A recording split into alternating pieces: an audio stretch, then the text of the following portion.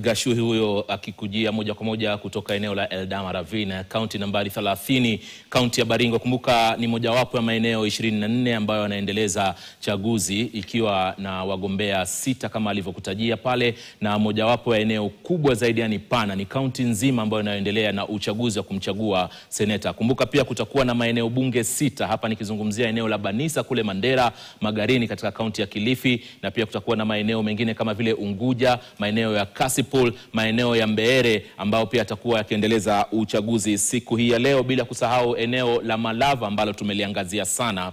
Na tukiangazia sana hapa tunakuwa tunaangazia masuala ya ghasia ambazo ziliweza kuchipuka katika eneo la Malava. Mapema hii leo asubuhi pia kuliripotiwa vuta nkuvute kidogo baina ya kiongozi wa chama cha DP, alikuwa spika wa bunge JB Muturi, ambaye alikuwa katika mojawapo ya vituo pale akiletana juu na baadhi ya waangalizi kutoka chama pinzani ambao walikuwa wamevalia nguo ambazo zina nembo ya chama hicho. Na hivi sasa moja kwa moja labda wacha nikupeleke katika maeneo ya Mbeere ya kaskazini pale. Mwanahabari mwenzangu Clement Masombo bila shaka yuko sehemu ile, atuarifu tu na kinachojiri hivi sasa, hasa baada ya hali ya vuta nkuvute ambayo tuliweza kuripotiwa mapema nyakati za asubuhi. Masombo, nadhani unanipata vema. Naam, shukrani sana Manzu. Ni tunakujia kwa njia moja kwa moja kutoka eneo bunge la Mbeere kaskazini, na hasa katika hapa ambapo ni Siakago.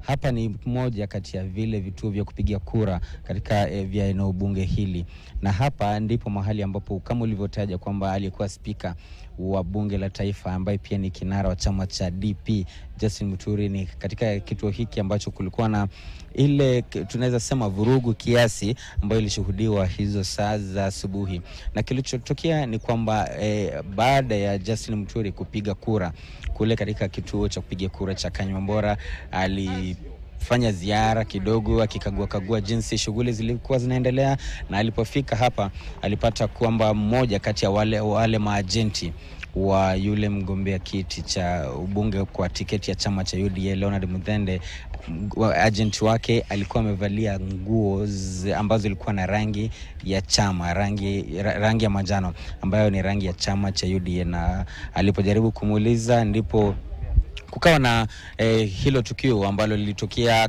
Kaonekana kama alikuwa na wanavutana kidogo kwa upande wanavutana kidogo na baadhi ya wale wanaunga mkono hao wanachama wa UDA. Kwa hivyo ni tukio tu ambalo lilitukia, lakini pia kando na hilo ni kwamba tulikuwa sehemu fulani pia tulikuwa tumepigiwa simu tukafika, japo kule tulipata kama visa vya vurugu vilikuwa vimeisha katika kituo cha kupigia kura cha shule ya msingi ya Kamutu.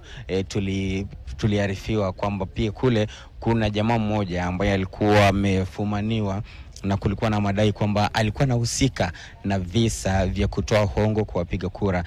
Ilisemekana kwamba alikuwa anachukua wale wapiga kura, na kabla uingie kupiga kura anakuongelesha, kisha ukitoka kunao baadhi yao ambao walikuwa wameshikwa umetoka kule katika vyombo vya kupigia kura wakiwa wamepiga zile karatasi. Baada ya kupiga kura unapiga picha, alafu unakuja unaonyeshana huku nje, kisha unaenda. Kwa hivyo tu ndio visa ambavyo vimetokea, ila sasa kufikia sasa hatujashuhudia kisa kingine ambacho tunaweza sema kwamba kimekuwa cha vurugu. Hali tu ni utulivu, na kama unaona hapa katika hiki kituo shughuli inaendelea, japo idadi ya watu ambao wanajitokeza kupiga kura kwa sasa imepungua kiasi, hasi wengi kama ilivyokuwa asubuhi. Sasa hizi idadi imeshuka kiasi, na tunatarajia kwamba kabla ya shughuli hii kukamilika saa 11, labda pia tukikaribia mwendo wa saa 10 hivi, pengine idadi hiyo itaongezeka. Ukiangazia pengine baadhi ya wale ambao ni wapiga kura katika eneo hili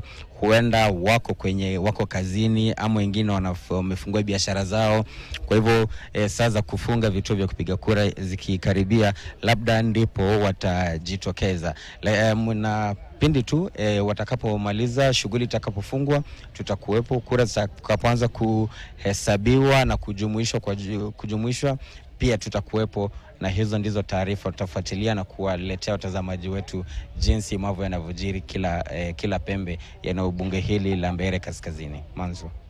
Asante sana Clement Masombo, huyo bila shaka